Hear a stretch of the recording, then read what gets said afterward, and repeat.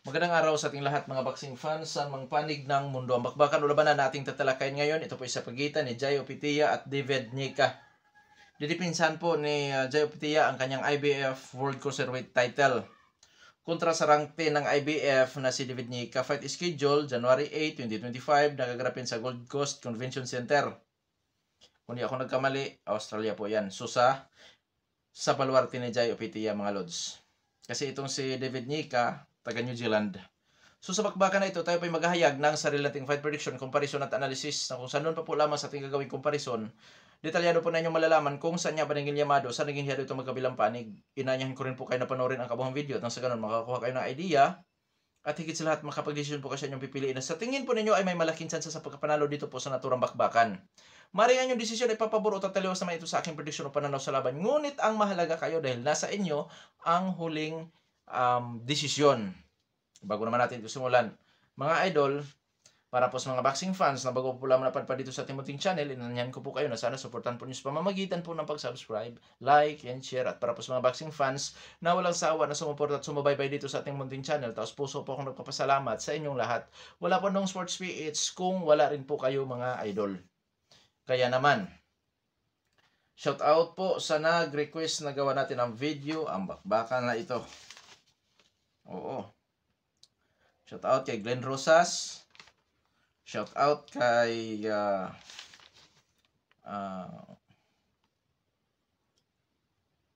Jonathan, kay Idol Jonathan. At dito mga idol, simulan na natin. Dahil sa magkaroon niya tayo ng comparison, so marapat lamang natin dito talakayin ang mga background dito sa magkabilang panig. At unahin natin sa panig nitong si David Nica bilang isang challenger. As a pro boxer, si David Nica naman ay may impresibong kartada. 10 wins with 9 wins coming by way of knockout. Undefeated, may edad 29 anyos, height 6 foot and 6 inches, reach 78 inches, orthodox ang stance, knockout ratio 90%. Last fight, September 14, 2024, Tammy Karpinsi. Panalo by third round technical knockout si David Nica. Karanasan o experience nitong si David Nica. Bago ito pumasok sa professional boxing mga idol, siya po ay dating lumalaban sa amateur. Katunayan, may impresibong kartada sa amateur fights ito na umaabot sa 69 wins with 20 wins coming by way of knockout. May 14 na pagkatalo at sa kanyang 14 na pagkatalo, isang bisis nakatikim po ng technical knockout or knockout. At lumalaban ito sa heavyweight division. Doon po sa kanyang kapanahon na lumalaban siya sa amateur boxing. 2019, nasungkit nito ang Amateur Boxer of the Year. 2021, ganun din, nasungkit niya yan doon po sa bansang New Zealand. At sa kanyang karanasan bilang isang professional boxer, ang mga matitinig na kalaban nito mga idol ay ang katulad ni Tammy Karpinsi, Michael Sitz, Robert Berridge. Sa skills naman ni David Nica mga idol, masasabi kong boxer-puncher pang kalahatan ang galaw nito. Pressure, fighter style, defensive style, siyempre lumalaban din kahit paano sa mid-range o tututo o brula na suntukan at may counter-punching style. Taglay ito ang hand speed, timing, accuracy. Pagdating po sa depensa, masasabi kong low average pa ang kanyang depensa mga idol. Hindi nakaabot sa average ang kanyang depensa. Ibig sabihin may hindi mahigpit sa depensa itong si David Nica. Katunayan mga lods, ginagamitan lang niya ng tangkad. So siyempre, pag matangkad, mahirap abutan kasi malimit na mapalaban siya sa 6 foot lang. 6'6" siya. So napakalayo ng agwat, hindi abutan. Kaya magsasabi ko mga idol na ang kakulangan lang nito si David Nica na dapat i-improve talaga yung kanyang depensa. Kasi kung ang kanyang depensa at footwork ma-improve po yan, lalo na't napakatangkad niyan, ay delikado talaga yung mga kampiyon dito sa Cruiserweight Division. So yun po, ang kakulangan nito ay depensa. Pero pagdating naman sa durability o tibay nitong si David Nica, masasabi kong may tibay din po ito. O may tibay. Paano mo nasabi ko yung sports na may tibay? Kasi sa kanyang 10 total fights dito sa pro boxing mga idol, kalimitan o puro isa pa lang ang umabot sa unanimous decision or sa puntusan, puro knockout ang sinapit ng kanyang tunggali. At dito naman sa amateur fights, sa kanyang 69 wins with 20 wins coming by way of knockout, 14 ang kanyang pagkatalo at isang bisis lang siya nakatikim ng technical knockout or knockout doon po. So may tibay. So sa panig naman ni Jai Opetaia, bilang isang professional boxer si Jai Opetaia, may impresibo kartal sa pro fights, 26 wins with 20 wins coming by way of knockout, undefeated din. Kasalukuyang hawak ang IBF. Edad 29 anyos, height 6 foot and 2 inches, reach 76 inches. 6 foot and 2 ang height, 76 inches naman ang kanyang reach. Southpaw stance, knockout ratio 76.92%. Last fight, October 12, 2024, Jack Macy, panalo by 6 round technical knockout itong si Jai Opetaia. Karanasan o experience ni Jai Opetaia. Mga idol, bago ito pumasok sa pro boxing, siya po ay dating lumalaban din sa amateur. Katunayan, gold medalist ito sa Junior Championship or World Junior Championship sa Light Heavyweight Division noong 2011. At bronze medalist naman siya sa World Youth Championship. At syempre, kasalukuyan siya o current World Champion siya na may hawak sa IBF dito po sa Cruiserweight Division. At ang mga matinding nakalaban nito sa pro fights ay ang katulad ni Mairis Brides na kung saan dyan siya nabasagan niya ng panga, Elisoro, Jack Macy, na kung saan masasabi nating may tibay din po ang boksingirong ito dahil matapos mabasagan ng panga ito, abay, nagawa pa niyang makatabla o natalo o nagawa pa niyang talunin ang kanyang katunggali na si Mairis Brides. Kasi dalawang bisis sila nagkakangabot. Noong rematch, siyempre automatic panalo si Jai Opetaia doon mga lods. Kasi lipas na rin sa prime si Mairis Brides. Pero maganda pa rin ang pinakitang laban talaga ni Mairis Brides. Hindi po basta-basta talaga na boksingero yun. So, yan po ang karanasan na taglay-taglay ni Jai Opetaia. So, ngayon dadako naman tayo sa skills ng boksingerong ito. Boxer puncher din po itong si Jai Opetaia.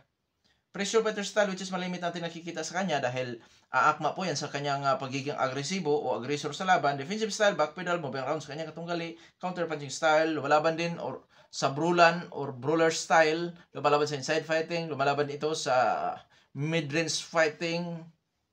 Lumalaban sa toe-to-toe, kumbaga mga idol, itong si Jai Opetaia. Taglay ang hand speed, simple power, timing, accuracy pagdating sa depensa. Masasabi kong average lang din po ang kanyang depensa. Ibig sabihin may mga openings din po ito na delikadong ma-counter, lalo na't napakatangkad nitong kanyang katunggalin sa David Nyika.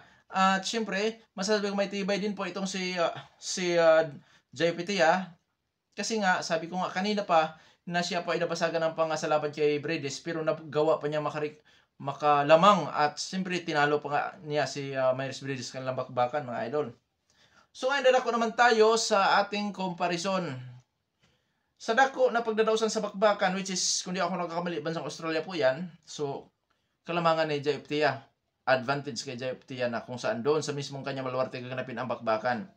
Kasi kung magkaroon lang ng closed fight yan, bukod sa mga pribilehiyo bilang isang world champion, tapos doon pa sa kanya baluwarte gaganapin ang laban, so doble-doble ang kanyang magiging bintahe o advantage dito kay David Nyika. Kasi kung magkaroon ng closed fight against scorecard, kahit pa sabihin natin makalamang ng county si David Nyika, pwedeng sabihin niya ng mga hurado na hindi naging sapat ang ginawa ni Nyika. So, yon mga lods. Ngayon, dadako naman tayo sa physical na appearance ng dalawang maglalaban. Parehong may tinibian news. So, pareho na sa prime.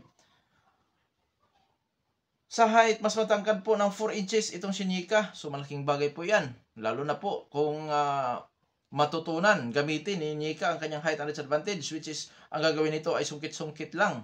Tapos ipanatili ang distansya. Sa madaling salita, kung gamitin niya ang kanyang height and disadvantage, posibleng magpahirap yan kay Jai Opetaia sa kanilang aktual na labanan. Kasi 6 foot 6 inches. Tapos, sa reach, 2 inches, lamang pa rin si Nyika. Sa knockout ratio, lamang pa rin. So, height, reach, power, nandoon ang mga kalamangan ni Nyika. Ganon pa man, pagdating sa power, si Jai Opetaia naman po ay isang knockout artist. May knockout ratio ito na 76%. Knockout ratio naman ni David Nyika is 90%. So, labanan ito ng knockout artist. Ngayon, kung sino makauna mga idol, ay siyang may malaking chance sa pagkapanalo dito po sa naturang bakbakan. Kasi kailangan lang ni Nyika sa taglay niyang lakas, isang suntok lang para mapabago ang takbo ng laban. Siyempre si Jai Opetaia din, mataas ang kanyang knockout ratio, isang suntok lang din. May kalalagyan din si Nyika dyan. So, sa makauna lamang yan mga idol. Pero kung gamitin ni Nyika yung kanyang height, yun, advantage po yun. Advantage po yun. Kasi sungkit-sungkit. 1-2 combination, siyempre. Counter pa kung lulusob itong si Jai Opetaia. Di ba? Kung gamitin yan ni David Nyika yung advantages na yan. So, sa activity pero aktibo. Ngayon, sa experience siya. Siyempre, kasalukuyang world champion si Jai Opetaia. Pero pareho naman silang nagmula sa amateur fights. So, masasabi kong lamang si Jai Opiteia. Siguro, 55-45 in favor of Jai Opiteia. Oo. Kasi, nasa ranking din naman si David Nica, which is rank 10. Oo. At sa boxing scene, ang pagbibigay nila ranking sa mga organization, 1 to 15. So, pasok sa 1 to 10. So, dapat labanan din ni Jai Opiteia yan. Oo. At ito na nga pinagbigyan. So, ngayon, sa skills, pareho boxer-puncher, pareho may power, parehong masipag din kung bumabato ng suntok. Pero ang problema dito kay David Nica, dipinsa. Yun talaga ang dipinsa. Ang isa sa nakikita kong disadvantage niya kasi hindi talaga siya mahigpit sa dipinsa. Pero alam naman nating lahat na ang dipinsa ay pwedeng aralin din. So, kung gamitin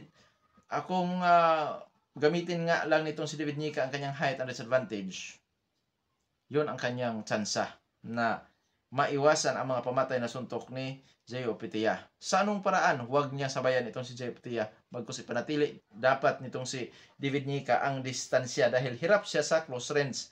Hindi siya makasuntok ng maayos sa close range sa suntukan, mga idol.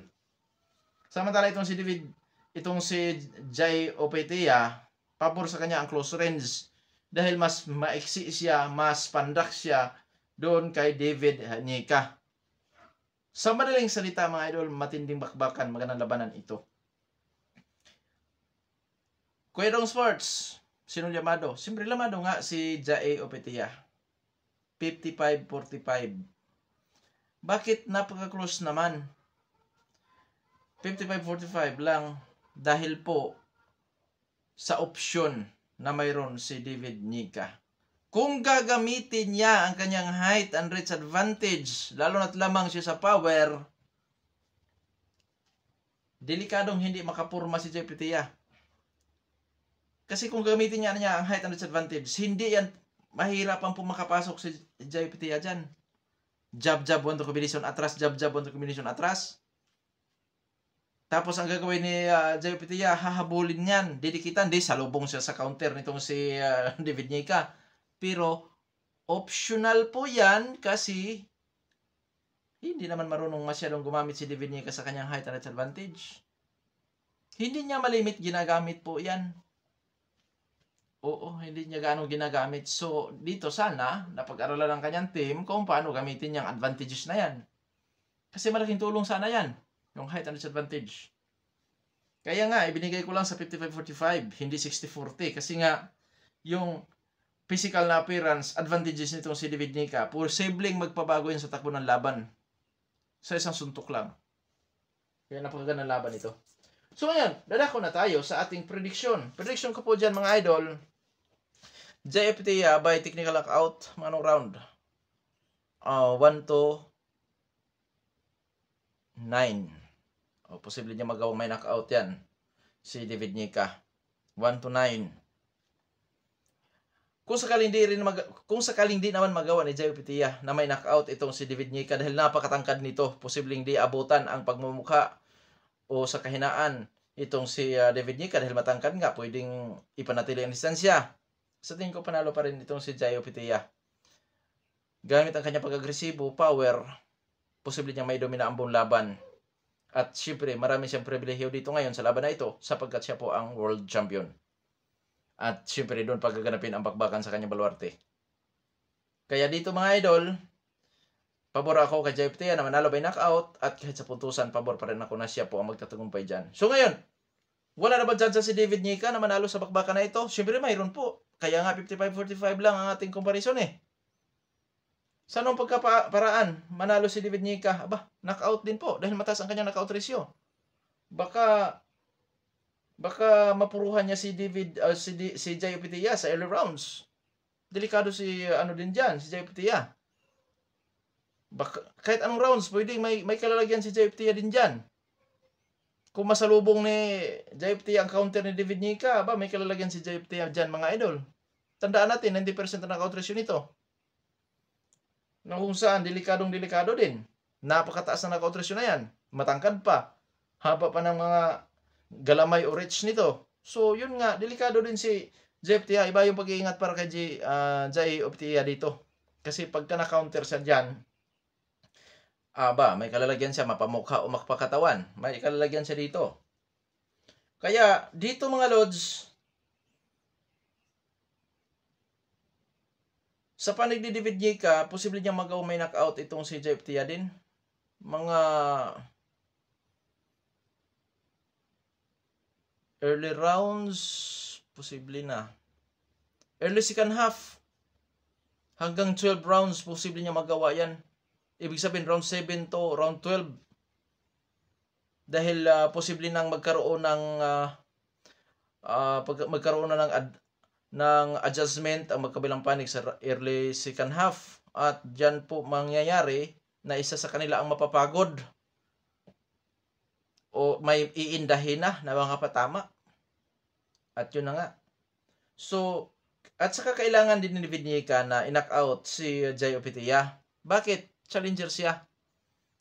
At idagdag pa natin, dayo siya. So, delikado siya dyan kung di niya magawa may knockout ang kampiyon. So, dapat may knockout niya or else magawa niyang mapabagsak. Ngayon, may chance bang manalo si David Nyika sa puntusan? Abay, oo. Lalo na kung gamitin niya yung kanyang height and disadvantage. Ang gagawin niya, ipanatili niya ang kanyang distansya, gagamitan niya ng 1-2 combination in and out itong si Jay Optia. Mahihirapan si Jay Optia dyan mga idol. Kakauntirin niya pag lumapit. Pag lumusob, i-counter ang kanyang gagawin dahil napakatangkad dito tapos napakahaba naman ang kanyang mga galamay na kung saan posibleng aabot talaga yan sa gusto niyang, kung saan niya gustong patamaan itong si Jay Optia. Kaya mga idol, malaking pagsubok ito kay Jay Optia. At syempre, sa panig ni David Nyika, nasa kanya po ang dapat niyang ikapanalo. Kasi yung height and disadvantage po, importante po talaga yan. At lalo na't napakataas din po ng kanyang knockout ratio. Kung marunong lang siyang, kung gamitin lang talaga niya yung kanyang height and disadvantage, yun ang kanyang pinakachansa na manalo sa labanan na ito kontra Jay Optia mga idol. Kaya, ngayon, dahil ang boxing, by strategy din yan, by plano din yan. So, ibig sabihin, may tendency na inaral, inimprove din ni David Nyika ang kanyang depensa, maging ang kanyang paggamit sa kanyang height and disadvantage. Kaya makikita natin dito sa kanilang sagupaan ngayong January 8 kung na-improve ba ni Nyika yung kanyang mga kakulangan. Kasi kung na-improve na niya mga idol, naku po, tagilid si Jay Optia dito na manalo. Oo, kung na-improve. Pero kung ang kanyang ipakita pa rin na galawan, tulad ng previous fight niya, delikado siya kay Nyika mga idol sa close range o mid din sa suntukan. Delikado siya. Kaya nga, prediction ko knock-out. So, nakadepende. Nasa mga kamay ni David Nyika ang kanyang pagkapanalo dito sa labanan na ito mga idol. Nakadepende na sa kanya kung paano niya gamitin ang mga sangkap na dapat niyang gamitin para manalo. Yun na nga, height, reach, nandun yung power, at improvement pagdating po sa depensa. Siyempre, kasama na rin ang footwork kung paano niya mapanatili ang kanyang distansya. Lamang hindi po yan makuha ng isang araw lang na ensayo. Yung sinasabi kong dapat i-improve, depensa, paggamit sa height and disadvantage, footwork, paano makadistansya. Hindi yan maaral sa isang araw lang mga idol. Oo, matinding ensayo yan. Magbilang din ng taon. Siyempre, mayroon namang mga genius na mga boksingero. Kaya posibleng makuha niya. Wala namang imposible sa taong gusto matuto. Kaya abangan natin, matinding laban na ito. At hanggang dito na lamang. At advance Happy New Year sa ating lahat mga idol. See you next year.